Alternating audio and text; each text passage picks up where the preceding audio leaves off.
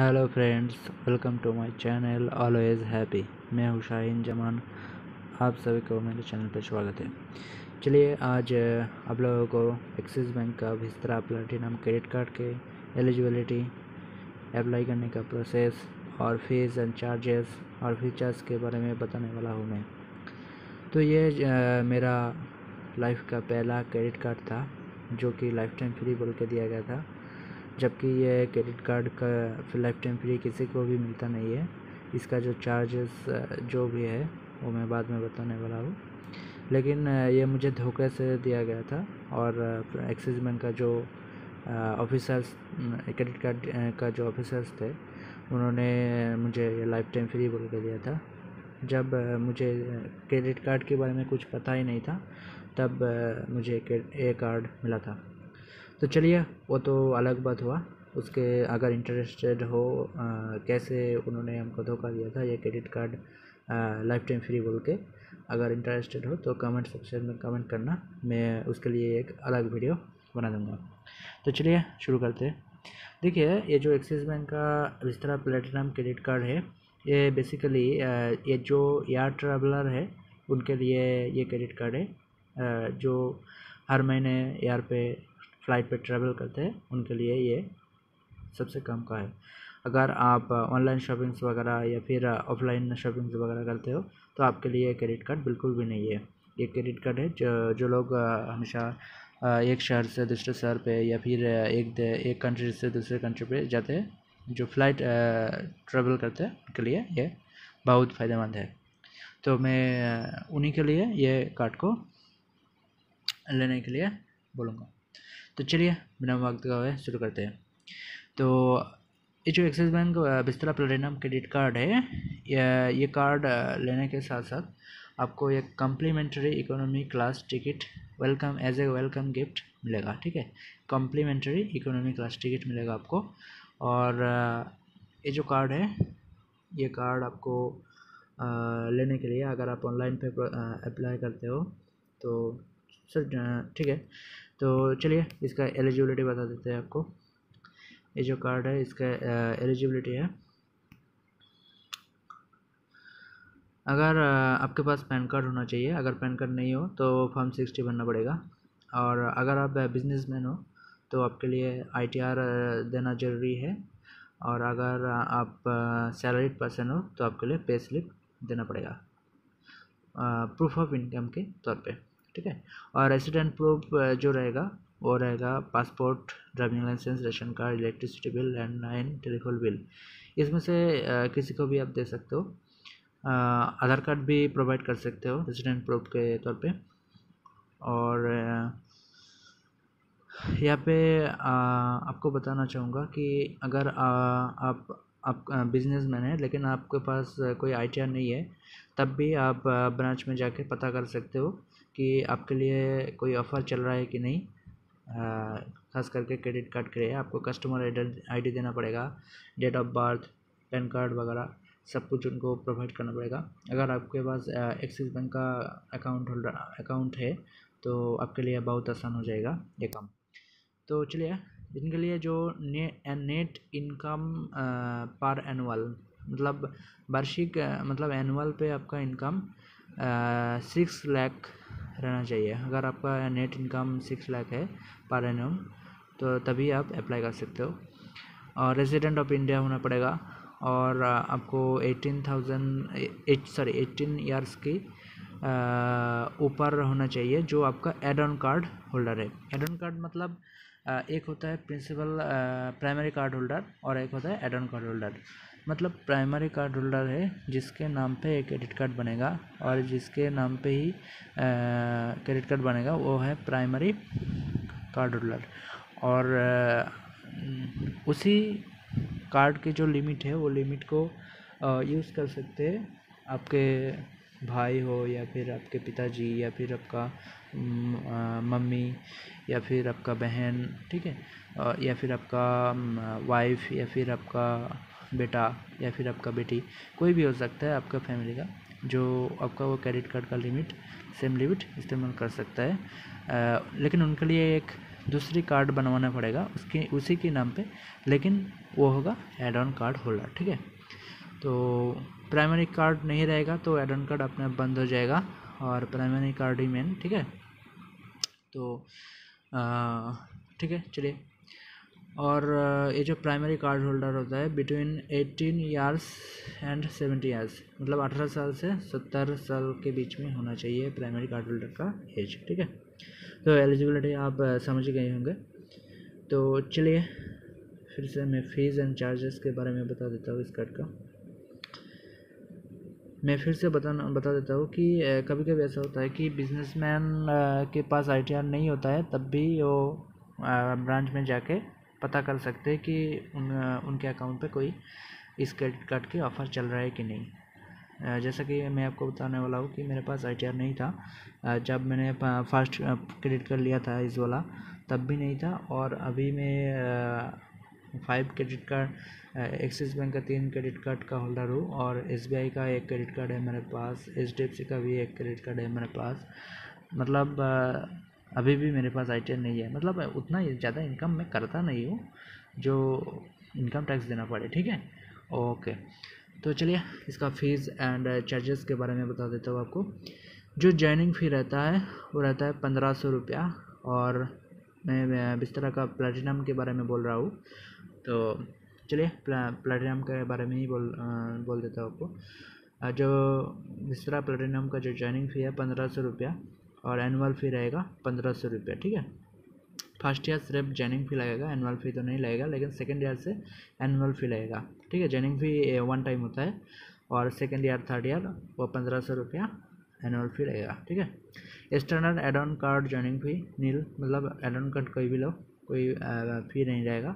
Add on card annual फ़ी भी नहीं रहेगा। ठीक है, और जो भी पर मंथ आपका जो फाइनेंस चार्जेस वगैरह रहता है वो 2.95% पर मंथ रहेगा।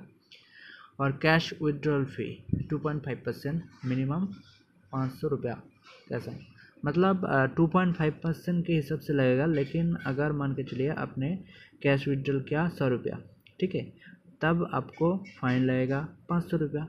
आपने सोचा होगा 2.5% मतलब 2.5 रुपया कटा होगा, लेकिन यहाँ पे मिनिमम देखिए, यहाँ पे लिखा हुआ है मिनिमम 500 रुपीज़।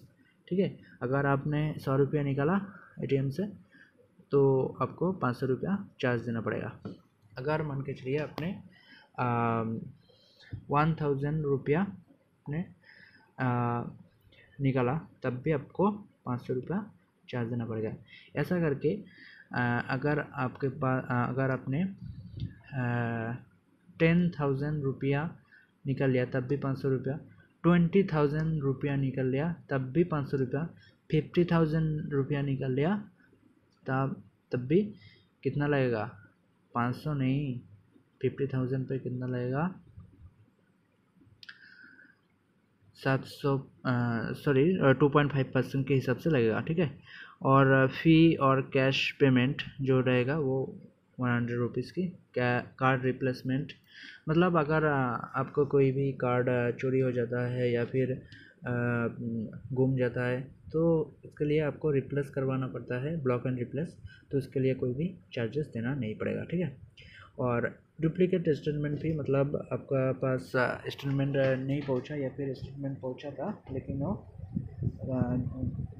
चोरी मतलब गुम हो गया, ठीक है, लॉस्ट हो गया, तो उसके लिए आप दोबारा से अप्लाई कर सकते हैं, तो उसके लिए कोई भी चार्ज नहीं लगेगा। ठीक है, और जो भी ओवर ड्यू पेनल्टी और लेट पेमेंट फ़ी रहेगा वो लेट पेमेंट फ़ी रहेगा जो 100 रुपया तक अगर आपके पास ड्यू बिल रहेगा तो कोई भी लेट पेमेंट फ़ी नहीं रहेगा।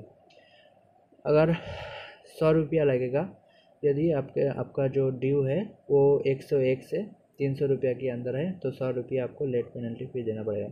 300 रुपया देना पड़ेगा अगर आपका जो ड्यू अमाउंट है वो 301 से 1000 रुपी होगा, तो तब आपको 300 रुपीज़ का फ़ी देना पड़ेगा, लेट फ़ी।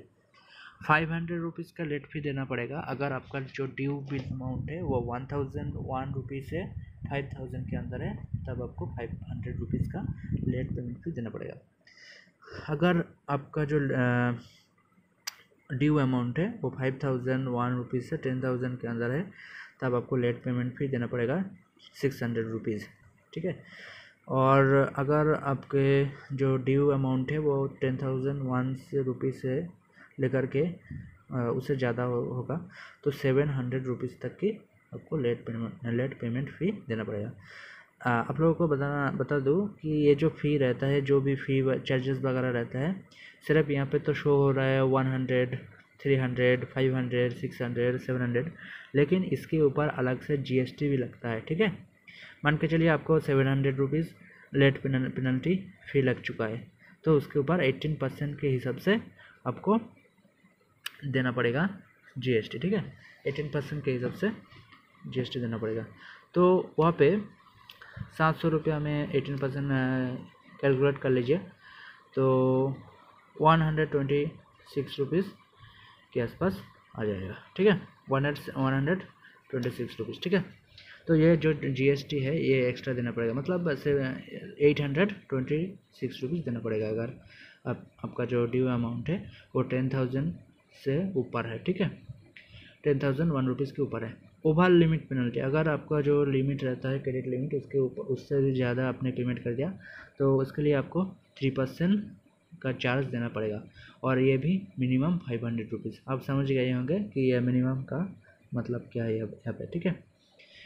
तो जो भी रहता है यहाँ पे आउट स्टेशन चेक फी वेब्ड है, मतलब कोई भी नहीं लगेगा, ठीक है। चेक रिटर्न और रिवर्सल के लिए 2% पेमेंट लगेगा, 2% payment amount subject to minimum 450 rupees का, ठीक है।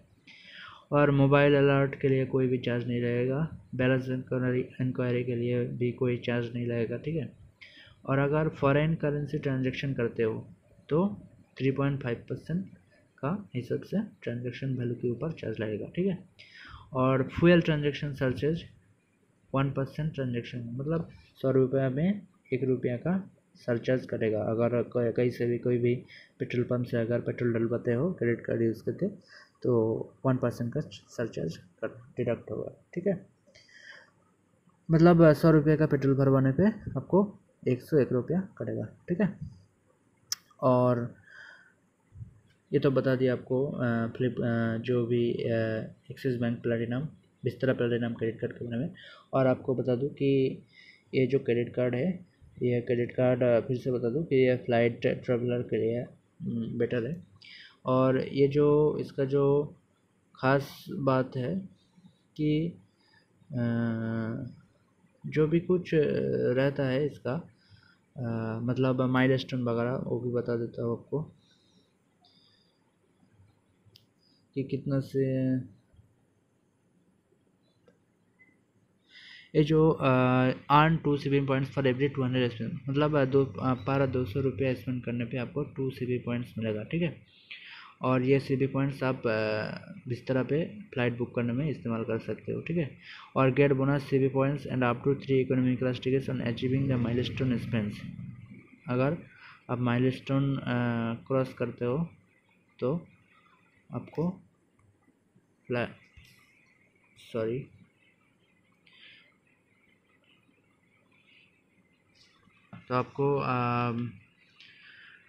माइलस्टोन क्रॉस करने पे आपको मिलेगा इकोनॉमी क्लास टिकट, ठीक है। तो अप्लाई कैसे करते हैं देखिए, ये जो मैं डिस्क्रिप्शन पे लिंक दे दूंगा, यहाँ पे अप्लाई नाम का जो ऑप्शन आ रहा है यहाँ पे क्लिक करके यहाँ पे आप देख सकते हो आ जाएगा। मैं सीधा सीधा लिंक दे दूंगा, आप वहाँ से क्लिक करके भी आप इस क्रेडिट कार्ड के लिए अप्लाई कर सकते हो, ठीक है। तो बिस्तर देखिए यहाँ पे काफ़ी सारा है, एक्सिस बैंक बिस्तरा इनफाइनाइट क्रेडिट कार्ड है, रिसर्च सिग्नेचर क्रेडिट कार्ड है, और ये है एक्सिस बैंक बिस्तरा प्लैटिनम क्रेडिट कार्ड, ठीक है। तो इधर से भी आप अप्लाई कर सकते हो। यहाँ पर आपको सिर्फ इतना ही करना है कि फर्स्ट नेम डालना है, लास्ट नेम डालना है, और आप एक्सिस बैंक का क्रेडिट कार्ड एक्सिस बैंक का एग्जिस्टिंग कस्टमर है कि नहीं, यस है। अगर आप ऑलरेडी आपके पास अकाउंट है तो यस पे क्लिक कर दीजिएगा, और यहाँ पे आपका फर्स्ट नेम डाल दीजिएगा, आपका लास्ट नेम डाल दीजिए, ठीक है। यहाँ पे लास्ट नेम डाल दीजिए, और आपका जो स्टेट रहेगा वो यहाँ से क्लिक कर लीजिएगा, आपका कौन सा स्टेट है, ठीक है। क्लिक करने के बाद ठीक है। क्लिक करने के बाद आपका जो सिटी रहेगा वो सिटी यहाँ से सिलेक्ट कर लीजिएगा। आपका मोबाइल नंबर यहाँ से डाल दीजिएगा। आपका प्रोफेशनल डिटेल्स, अगर आप सैलरीड है तो सैलरीड, अगर आप बिजनेसमैन है तो सेल्फ एम्प्लॉयड डाल दीजिएगा। अब मंथली इनकम कितना है यहाँ से सिलेक्ट कर लीजिएगा। और यहाँ पे कैप्चा जो भी कैप्चा है यहाँ पे डाल के कॉल मी ऑप्शन पे क्लिक कर दीजिएगा। तो ये एक्सिस बैंक का कस्टमर केयर से आपको 2 या 3 दिन के अंदर अंदर कॉल आ जाएगा और आपसे डॉक्यूमेंट्स वगैरह पिकअप करके आपको कार्ड वेरीफाई करने के बाद अगर आपका सिविल स्कोर अच्छा है तो कार्ड भेज देंगे वो लोग। आपको बता दूं फिर से कि अगर आप इस ऑनलाइन प्रोसेस में जो अभी मैंने आप लोगों को दिखाया है अभी ये जो फॉर्मेट अभी शो कर रहा था ये जो, तो इसमें आप अगर आप अप्लाई करते हो तो आपके पास, अगर आप बिजनेसमैन हो तो आपके पास ITR होना चाहिए। और अगर आप सैलरीड पर्सन हो तो आपके पास पे स्लिप होना चाहिए। अगर आप बिजनेसमैन हो तो फिर भी आपके पास ITR है नहीं, तो इसी के लिए आपको ब्रांच में जाना पड़ेगा। ब्रांच में जाके आपको चेक करवाना पड़ेगा। क्रेडिट कार्ड के जो ऑफिसर रहता है उनसे बात करना पड़ेगा कि आपके अकाउंट में कोई भी क्रेडिट कार्ड का ऑफर चल रहा है कि नहीं, ठीक है। और इसके लिए ख़ास बात बता दूँ कि आपका सिविल स्कोर बहुत अच्छा होना चाहिए, नहीं तो ये कार्ड आपको मिलने वाला है नहीं। और ख़ास करके आप फ्लाइट ट्रैवलर हैं तो आप ज़रूर इस कार्ड के लिए अप्लाई करते। और थैंक यू फॉर वॉचिंग। और फ्यूचर में ऐसा ही इंफॉर्मेटिव वीडियो देखने के लिए please subscribe my channel and bell icon को ज़रूर दबाइए और आप दोस्तों के अंदर शेयर करिए। Thank you for watching my video.